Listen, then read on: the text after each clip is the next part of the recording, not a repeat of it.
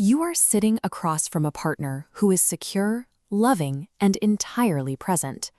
They lean in and say, "I love you." For many, the heart rate spikes, the stomach drops, and an intense, overwhelming urge to escape takes over.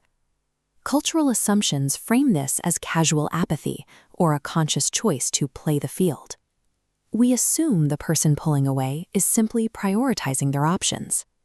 Clinical research reveals that commitment phobia is an involuntary neurological defense mechanism. The brain is reacting to a perceived danger. This chart shows the human amygdala, the center for threat processing.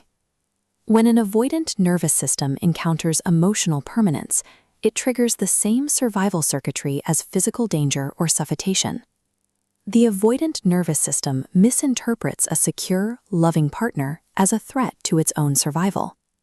To understand why a brain processes safety as a threat, we look to the environments where survival scripts are first written.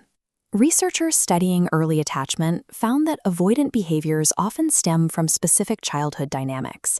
Family systems pioneer Murray Bowen identified the engulfment reflex. This describes a struggle to maintain an independent sense of self when part of an intimate emotional system. A child with emotionally intrusive or parentifying caregivers internalizes a specific association.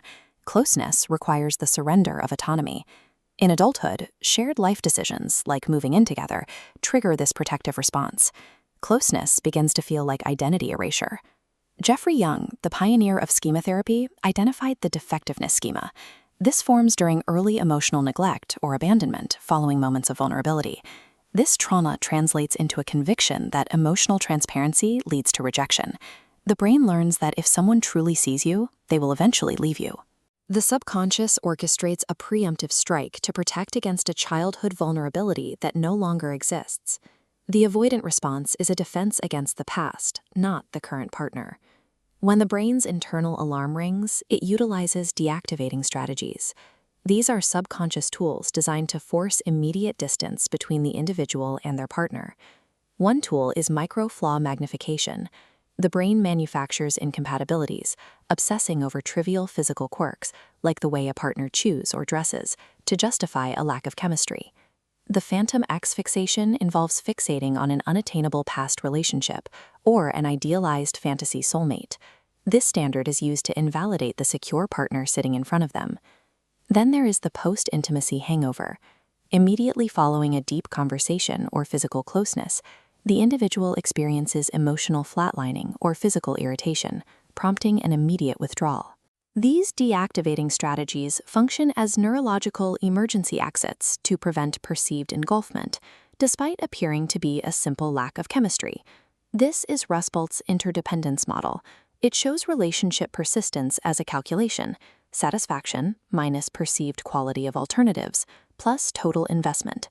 Dating apps create an infinite shelf illusion. As perceived outside alternatives expand, they overwhelm satisfaction and investment in the equation.